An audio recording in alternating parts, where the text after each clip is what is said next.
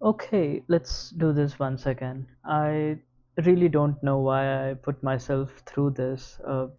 Philosophy in general is equal amounts of tediousness and pain and equal amounts of joy. So you get both of it in this text as well.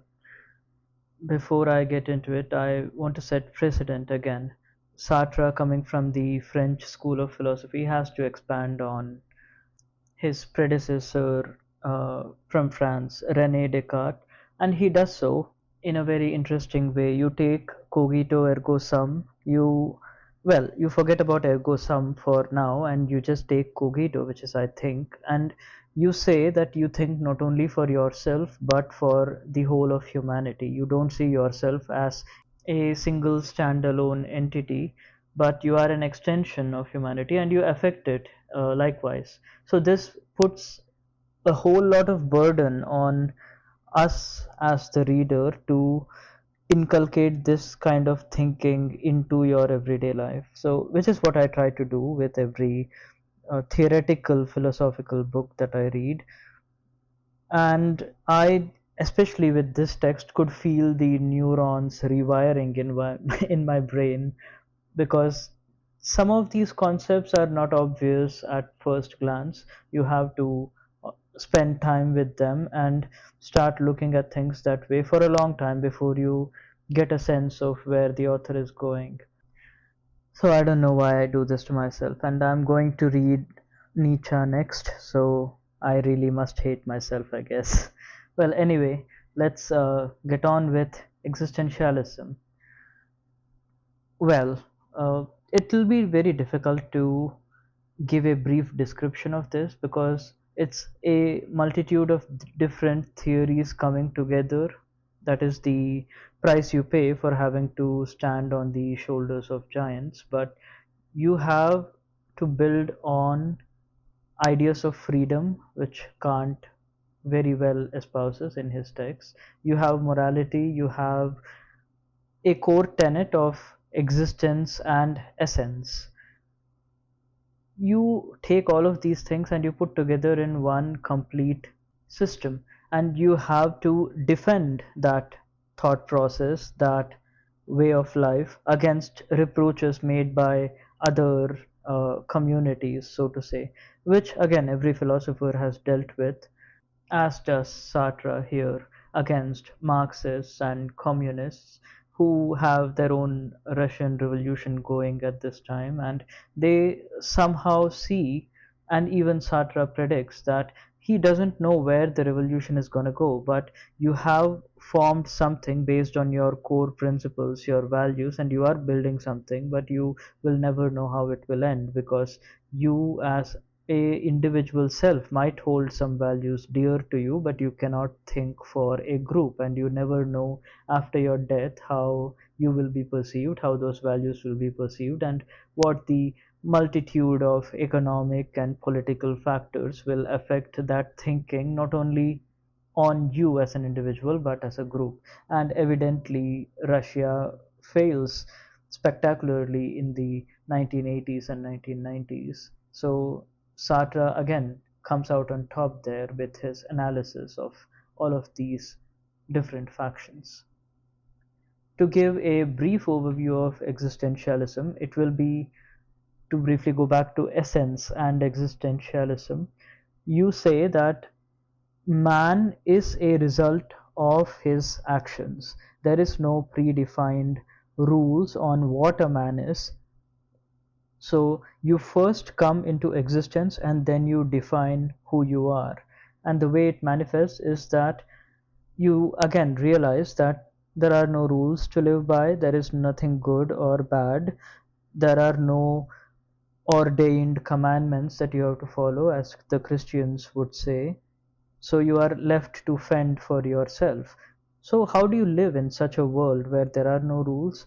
You cannot judge others for their choices, because you have the same choices, you make those choices, and only when you see it through to the end do you get to know whether the choice you made was right or wrong. But at that moment, when you are at that juncture, you will never know the responsibility on your shoulders. So it's entirely on you to make that decision and see it through and justify that decision to yourself. Very interesting and very serious accusations made by, well, let's not call it accusations, but very, very serious responsibility placed by Sartre on all of his readers and members of his society, let's call them, as is sometimes mentioned in the text. There is a very prominent example given of a man having to choose between having to live with his mother and take care of her or joining the army. Now, when you go into such a scenario, there are very many factors that can ultimately lead you to choosing one way or the other, but the point of the story is that there is no right choice. There is no God to tell you which way to choose. So, when push comes to shove, you just have to look at the consequences of your actions. You cannot blame it on the people in your society. Let's say you cannot say that I belong to this section of society that behaves this way. I am a part of the bourgeois society, so I will not join the army. You cannot do that. Every man has to choose for himself, and you realize yourself through that choice. Just to take a cue from one of my favorite paragraphs from this text, it is that, quote, "Man is nothing else but what he purposes. He exists only so far as he realizes himself. He is therefore nothing else but the sum of his actions, nothing else but what his life is. Circumstances have been against me. I was worthy to be something much better than I have been." End quote. And again, this quote continues for a long time, where you are making excuses to how your life didn't go the way you wanted it to go, and then you say that this is because there is a priori precedence to the way you acted, and Sartre says that that won't fly anymore. You cannot use society, you cannot use God, you cannot use any of the other factors that are affecting your decision at that point as an excuse to shy away from the consequences of your actions. What you do is your choice alone. You have the freedom to choose it. So don't blame it on others and take responsibility for your actions. Again, a way of thinking that is deeply unsettling to anyone whose life isn't going on the track that they wish it did. Let's say you didn't get the career you wanted, or you didn't get the parents you wished for. You cannot blame that on society or God, because you are the one assigning value to those things. And not only to those things, but to humanity as a whole. And what I mean by this is, you form the image of man in your mind, and that is how you look at man. You say that this is the ideal man, this is how he should look, this is how he should live, and this is how he should do, and that is based on your thought which you are telling yourself. So when you compare yourself to that ideal image and are disappointed by your life choices, the fault is with you. So take responsibility for your actions and change your viewpoint so that you can succeed in your life. Now, this is a novel idea to any novel and difficult to accept for anyone who is struggling through life. Not everyone's life is rosy and full of rainbows. So you are faced with failure at every step, and to know that you have to hold yourself accountable for that is, it's not difficult to digest, and it definitely wasn't for me. Let's go through some quick notes. These were my overall thoughts on it. If you find any of this jarring, then I say challenge yourself to think like this. You have to read the text, you have to understand it, and you have to try looking at things in this way and see if you can handle it. There were many points throughout this text where I just couldn't take it anymore. It was pure torture to hear such, I don't want to call it truth bombs, but such way of thinking espoused on a whole generation and coming to terms with it. Not everything is your choice, in my opinion.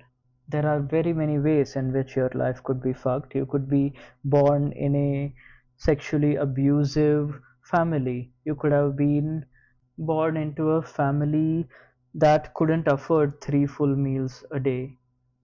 And there is an example in the book also where he mentions that there is a guy who went through much hardship in his childhood, and he made out to be this uh, member of a society with the theological one of the theological societies, and he realized that that wasn't his calling. There's this whole story. Again, I don't want to go too deep into that, but just for that one story you cannot justify your whole philosophy on it. There are countless others, nameless, faceless people who would be dying and perishing because of the torture that they faced in their childhood. How do you explain this to them? There is no excuse. So in my opinion, this philosophy has some shortcomings, and you should also take it up as a challenge and battle with it if you like that kind of thing. Let's see what else I have in my notes. You acknowledge absurdity. Okay, we briefly talked about that, where you say that there is no inherent reason and there is no rules governing your actions, but that doesn't mean that you should act immorally. You define your own moral values and you have to act according to those. Okay, fair enough, I guess. Existence before essence. Well, this is, like we mentioned, the core tenet of existentialism, where you say that in the beginning there was nothing, then there was man is flawed because there is no man, there is something, and then he, through his actions and through whatever he sees around him, through his surroundings, let's say, he defines what man is. So you exist before you know what you are. Interesting. I will keep that in mind when I think about things. You define yourself, so you exist before you know what and how to define yourself. Yeah, again, very important that you realize that you don't know who you are until you define that. So you are something, but you get to a point of definition only later. Interesting, again. God does not exist, there is no good to live up to, no morals to uphold, and there are no rules. Everything is permitted, even adultery, murder, and lying. That is the curse for existentialists. Very true again. When you again espouse this philosophy over and over again, you will be left with this particular statement that what if you kill someone? Is that not justified? Well, if you look at it in the pure sense, then yes, there are no rules from stopping you from killing someone. Again, to take from Harari's Sapiens, anything that is permitted by nature is allowed. There is nothing wrong with it inherently. Nature allowed it, so you can do it. These values of justice, of good and bad, of right and wrong are human values, and human, or man to be particular, is the one who came up with a system to keep society in order that tells you that you cannot murder someone. And if you stick to the core principles of existentialism, there is nothing stopping you from doing that. But the consequences of that action, you might be thrown into jail, you might be hanged for it. Was it worth it? You should be able to assign value to that. Let's say you were, again, sexually abused at a young age by someone you know, a relative, let's say, and you kill them for that. No court would be able to justify what you did, but in your mind, you did the right thing, and that should be enough, even if you were to die for it, that is. Okay, interesting concept again. What else do we have? Oh, point 13 is something that really got my gears grinding. So, there are some people who call existentialists nihilistic. I couldn't understand how anyone could do that. How do you call someone who favors action over inaction, who very clearly says that you are responsible for your life, and you say that the morals that you follow are defined by yourself and they are based on the consequences of your actions? rather than some self ordained or divinely ordained commandment list, how is that nihilistic? Sure, it should fill you with dread, but does it lead to you giving up and killing yourself? That isn't fair at all. I can understand where this is coming from. There is a despair in you that arises when you realize that things didn't go your way, but I also believe that you should be able to take responsibility for it. All right. So definitely not nihilistic. A very good argument was made against these people who were calling existentialists nihilistic by Sartre. So I could appreciate that. There are no rules. We again talked about that. You cannot judge others on their choices as they are a result of freedom. I think the last part of the essay is justifying how humanism comes into existentialism, and this was in relation to that, I believe. Overall, it's a very difficult and very jarring philosophy to, well, accept. I could understand many of the points that were being made, but at the same time, I could also feel that it was coming from a place of privilege and someone who hadn't gone through much hardship to get where he was. So, keeping that in mind, it's a very important text if you're interested in philosophy. So, do give it a read. It's not long at all, but if you really need to take your time with it to understand it, then it will take you about a week or so to get there eventually. So, good luck with your endeavors, and let's remember that there is no divine blueprint. Essence comes after existence, especially in case of man, and that you are creating and inventing values, morals, and your image of yourself as you go along. Keep that in mind. Thank you for listening to me and the audiobook. Bye.